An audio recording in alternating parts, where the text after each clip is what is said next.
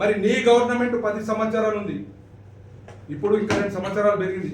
మరి ఈ 10 సంవత్సరాలలో గాండు గల్ల తిరిగిల్లా, మరి శాత కాలేదా కత్తిపోట్ల గురించి మాట్లాడే ప్రతి ఒక్కరికి చెప్తున్నా, ఇంకోసారి కత్తిపోట్లు అనేది నోట్లకు వస్తే రోడ్డు మీద ఉరికిపియాల్సి వస్తుంది. ఎవడైనా సరే వాడు దమ్ము ధైర్యం ఉంటే ఇప్పుడు కూడా నీ ప్రభుత్వం ఉంది కేంద్రంలో, గుద్దల దమ్ముంటే ఫస్ట్ ఎంక్వైరీ పెట్టుండి సిబిఐ వేస్తారా ఏం చేస్తారో చేసి ఫస్ట్ ఆ కత్తిపోట్లు చేసిన వాళ్ళను పట్టుకొని అప్పుడు ఇచ్చేయండి. అది శాత కాదు. ఎలక్షన్ రాగానే హిందూ గుర్తుకొస్తాడు, ముస్లిం గుర్తుకొస్తాడు, పని పడితే మళ్ళీ షబీర్ అలీ గుర్తుకొస్తాడు. మీ ఛాలెంజ్ని స్వీకరిస్తున్నాం, గుర్తుంచుకోండి. ఫస్ట్ డెవలప్మెంట్ ఏంది అనేది దాని గురించి చర్చ ఏడా పెడతారో పెట్టుండి టైం ఏంటి, దానికి మేము సిద్ధంగా ఉన్నాం.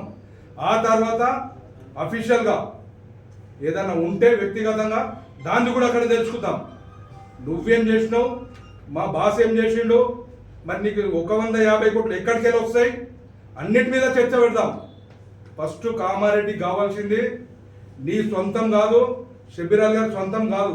డెవలప్మెంట్ ఎట్లా చేస్తావు 150 కోట్లతోటి ప్రతి గ్రామానికి పోదాం. చిన్న తాండ నుంచి మొదలు పెడితే మండలానికి పోదాం. నీవు ఏ మండలంలో, ఏ గ్రామంలో, ఏ తాండలా నువ్వేం చేసినావు. ఎలక్షన్ కంటే ముందు గుళ్ళు సంఘాలని చెప్పేసి డబ్బులు ఇస్తున్నానని చెప్పేసి కొన్ని ఊర్లలో గుడులు కూడా కొట్టించి ఆ గుడ్లకు కూడా ఇయ్యని రోజులు ఇప్పటికి కూడా కొన్ని ఊర్లలో ఉన్నాయి. చూపిస్తాం అవి కూడా. ఖబర్దార్ రమణారెడ్డి, నీ తోటి తోకలు ఇంకోసారి కత్తిపోట్ల గురించి మాట్లాడితే మాత్రం ఖచ్చితంగా ఉరికిపించే రోజులు వస్తాయి. ఉరికిపిస్తాం కూడా, రోజులు కాదు. ఎవడన్నా కత్తిపోట్ల గురించి మాట్లాడితే డైరెక్ట్ వస్తాం. ప్రూఫ్ చెయ్యాలా, లేకపోతే కొడుకునాడే ఏం చేయాలో చేసేస్తాం.